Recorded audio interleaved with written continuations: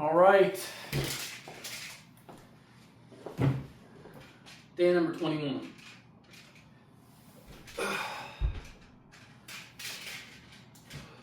Two days off from the gym. Planned for the first time. Felt really good. No complaints there, actually. I feel pretty good. Well rested. 2 days of some good sleep, some good quality rest. I did go on a hike on Wednesday, and that was nice. I love taking Nala out to Rock Creek Park. It's one of the perks of living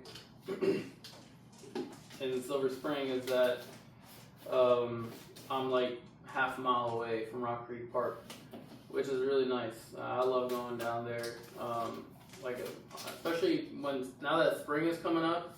Or I don't even know, man. The weather was crazy yesterday. We had it was like 80 degrees around midnight last night, right? Or not last night. Wednesday night going into Thursday night, it was around 80 degrees, right? And then it started raining in the morning, snowing in the afternoon, and then sunshine in the evening. It made no sense. I had no way to describe it. It was like all seasons in one day. But hey, global warming. Love to see it. Or do we? No, probably not. Anywho, test day. First day of the split. I will see how it goes. I've never taken 2 days off. I've never planned for a 2 day off a split. I've always done 1 day off. 1 day off max, if not just continuous workouts for months on end. Which probably not the best, but hey, you live and you learn, right? Anyway, I am looking forward to getting my warm-ups in, and getting a stick chest pump, because that's how we're starting this Friday, bright and early, ready to go. Well,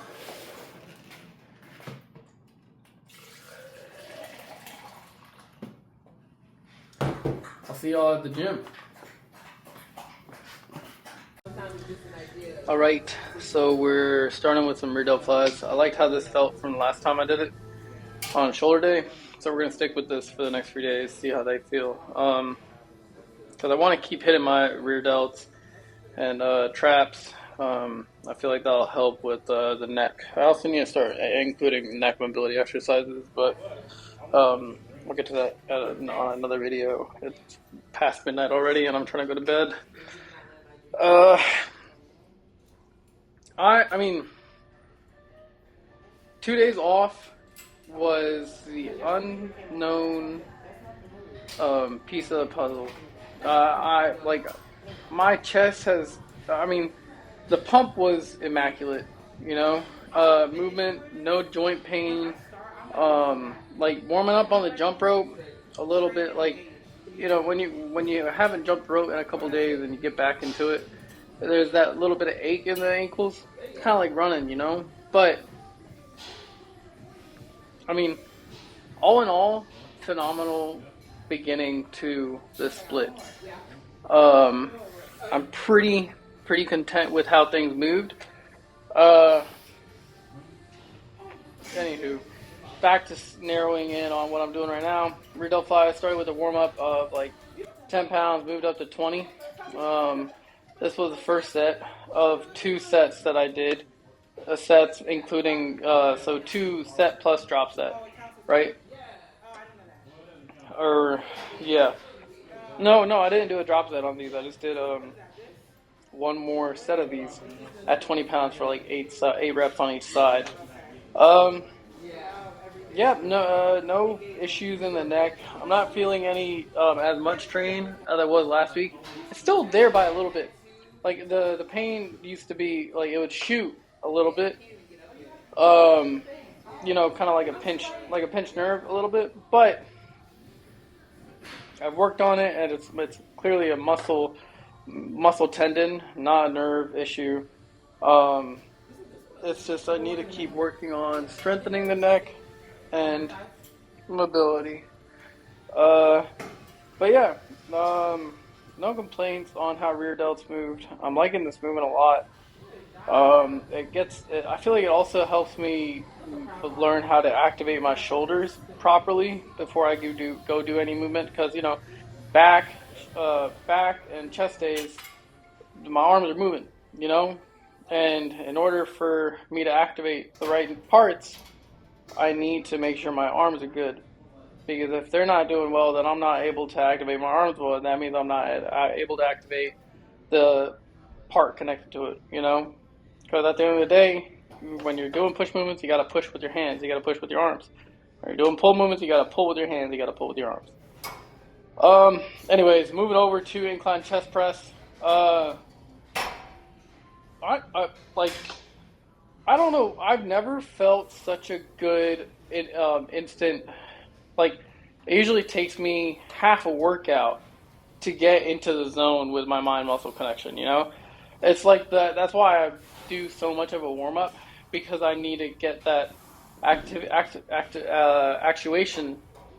I don't even know if that's a word, if that's a word, but act, act whatever. Uh, I want to get that connection to activate. And this is the fastest it came up. Like within that first set, when I just stood up there, I felt it in my chest. I was like, damn, all right, the pump is coming in already. So it felt a lot more efficient, which was really nice. I'm looking forward to seeing how it feels tomorrow on my back day, which is in like 6 hours. I really need to get to sleep, man. I'm tired. But yeah, so I do the drop sets as always. Of course, I think what you just saw was the warm up set. Then I dive right into my top set of a plate and 25 and 25, like I always do. Uh, Pretty sure I do a few. So after this, I go into my main set. It doesn't look like I included that in this, but I think you understand. You've already seen this movement a lot of times. But I do three more sets of this. With two drop down, 3 sets with two drop sets on each one.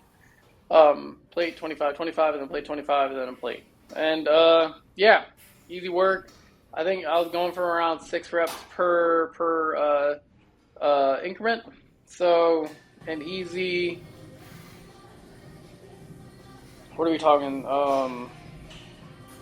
36 reps, because that's 3 times 3, 9. No, sorry. Talking 45 reps, I think. 6 times 9, yeah, 45.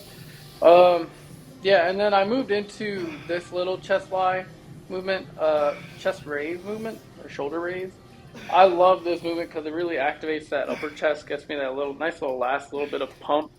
Because the chest press does a pretty good job, but oh, my water had spilled here actually. Forgot to cut that out of the video. But the chest press does a good job of filling out the chest. But you include it with these slides in order to get the little parts, specifically like the lower chest and the fold between your upper chest and your middle chest. That fold, you can activate it really well by doing these movements. And I'm not going really that heavy either. I'm doing 40 pounds and then dropping it down to 20 pounds. It's fairly light work. I only did one set of this too. And then I dove into normal flies on the fly machine. But yeah, 40 reps, since I'm only doing one set, I'm doing a good bit of reps, you know, on the top set and the drop set as well. I think I'm going for like 12 and then 8, or 12 and 12. I don't know. But you see, I'm not, I'm bringing it straight up, but at a slight, like 5-degree angle to really get that activation in the chest rather than in the shoulder. Because if you pull it straight up, the activation's in the front delt. If you were to do it right now, like motion with your arm, you'll feel that. But if you do it with a little bit of an angle, you feel it more in that the center, the area right between your chest and your shoulder, your front delt. I'm not sure of the actual name for that, but I guess I would just call it the exterior part of your center chest, your mid chest insert. Might have to look into that. Can't just be spreading misinformation. That's not a good thing, right? Yeah. Anywho, so I do this. Sorry, clearly I enjoyed these a lot. I love like getting getting into the nitty gritty of a good chest pump.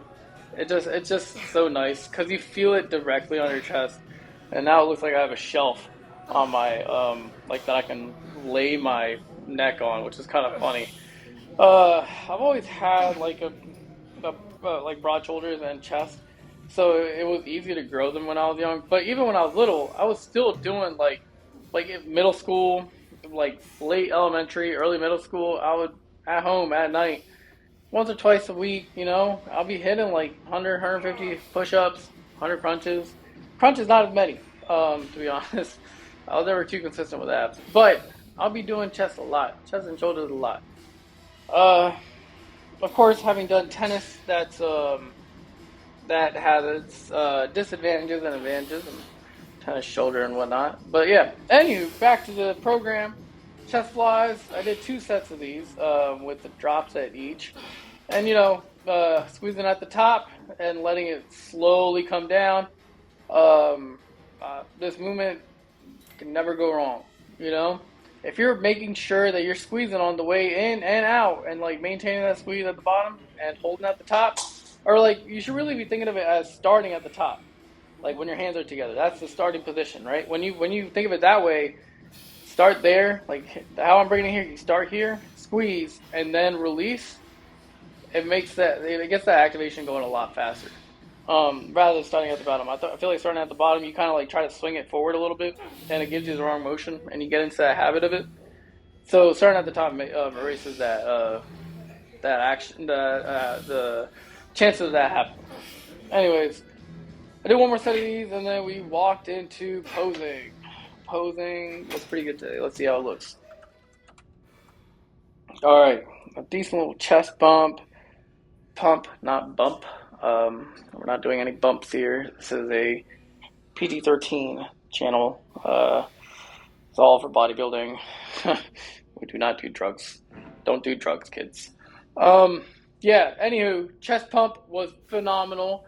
Like I'm saying, you're seeing the top shelf come out, and the roundness around the bottom is coming out really nicely. I'm loving it. I need to do a different angle for this when I'm recording it for this pose right here, because the side chest is actually starting to look really good from the front. From the side, it's a little wonky because you're pulling your arm in order to really push your chest out, right? So that kind of look a little wonky from the side, especially since I'm not very lean yet. So seeing the muscle or the granularity, seeing the muscle definition coming from the front looks a little better. That pose just looks a little funky, but we're getting there. All right, that's all, y'all. I'll talk to you tomorrow.